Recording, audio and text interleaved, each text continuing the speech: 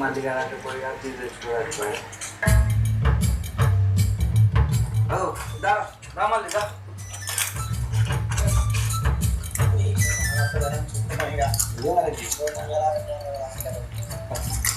ఏమైందా దావతు? ఏంట్రా తీసుకురాను అత్తుర్రు. హలో ఏమైందిరా? అరే మమ్మల్ని పోలీసులు పట్టుకున్నారా? ఈ రాజుగారు వద్ద అంటే వీరు అయ్యిండు, పోలీసులు ఆపిరు. బాగా ఆగుతలేదు ఆరవాడికి అచ్చరాక. చెయ్యి ఏమైందిరా? ఆ రాజుగాడు అద్ద అంటే వైన్స్ కాడ బీర్ తాగిండట, రాగా పోలీసులకు దొరికింది. సరేనా మరి నేను పోతా. ఎక్కడికి రా? ఇంకెక్కడికి రా, మా ఇంటికి పోతాను. అయినా మీకు చెప్పినా కదా నాకు దావత్ సెట్ కదని. అయినా ఈ దరిద్రంతో దావత్ ఎందుకురా మీకు పెడతాను. అరే మళ్ళీ అరే మళ్ళీ అరే మళ్ళీ అరే అరే మళ్ళీ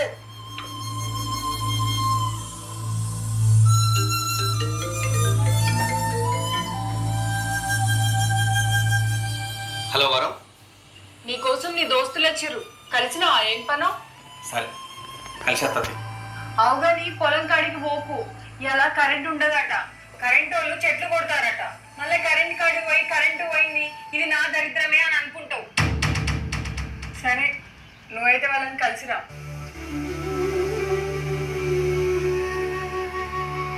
చూడండి, మీరు ఎప్పుడు దరిద్రుడుగా, మీకు తెలియకుండానే మీరు చేసే పనిలో మంచి ఉంటుంది, అది గ్రహించండి.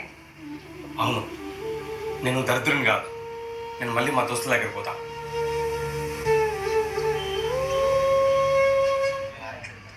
అరే తిరుపతి, పోలీసులు విడిచిపెట్టిలా? విడిచిపెట్టిర్రా? అరే తిరుపతి, నా సెన్స్ ప్రకారం వాళ్ళు దగ్గర దగ్గర వచ్చే ఉంటారా? సార్ ఫోన్ చేస్తుంటా, చెయ్యి.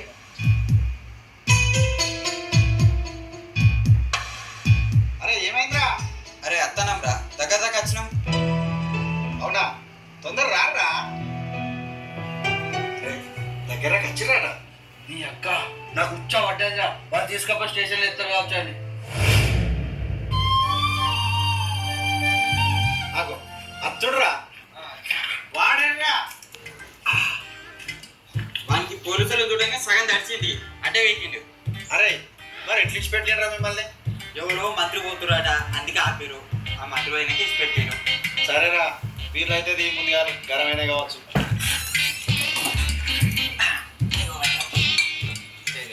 అల్లనకి ఒకటి.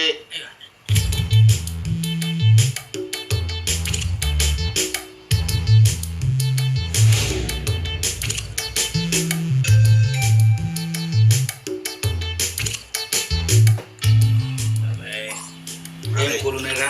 చెల్లు కూలు.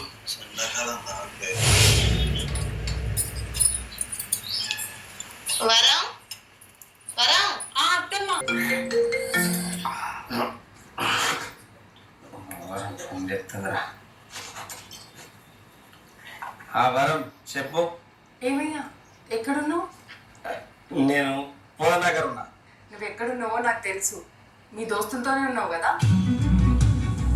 నాకు అర్థమైంది, తాగితే తాగు కానీ కొంచెం లిమిట్గా తాగు. చక్కగా తాగి చక్కగా ఇంటికి రా, అర్థమైందా? ఎందుకంటే నీకేమన్నా అయితే నిన్ను నమ్ముకొని ఇద్దరు ఉన్నాం ఇక్కడ. ఇంకో ముచ్చట, పొద్దు పోక ముందే ఇంటికి రా. అత్తమ్మని డాక్టర్ దగ్గర తీసుకుపోవాలి, చేతనైతే లేదంట. సరేనా? సరేనే. సరే ఉండు, తొందరగా రా. అత్తమ్మ, ఆయన బావి దగ్గర ఏదో చిన్న పనులు ఉన్నాడట, పని చూసుకొని అత్త అన్నాడు. అప్పటి వరకు నేను కొద్దిసేపు పడుకోమన్నాను. సరేనా? సరేనా. సరే అత్తమ్మ, నువ్వే వండుకో, నాకు వంట రూమ్లో చిన్న పని ఉన్నది, చేసుకుంటా.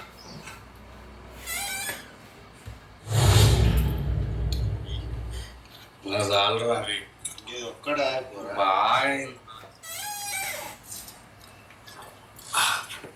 అదే మళ్ళీ నీ మాట కామాటకి నీ భార్య చాలా తెలివైందిగా. నువ్వు అబద్ధం చెప్పినా కూడా ఎంత కరెక్ట్ చెప్పింది చూసినావా? నీ భార్య ఎదురుకట్నం ఇచ్చినా కూడా దొరికేదిరా. అవునరా, ఎక్కడ ఎట్లా మాట్లాడాలో అట్లా మాట్లాడాలి. మంది ముందు నీ ఇజ్జత్ కాపాడేది. చూసినావా, తాగితే తావు కానీ లిమిట్ కదా. అరే మళ్ళీ నిజంగా నువ్వు పెట్టి పుట్టినవు. 10 మందిలో మానాలు చిత్తర్రా ఉన్నాయి.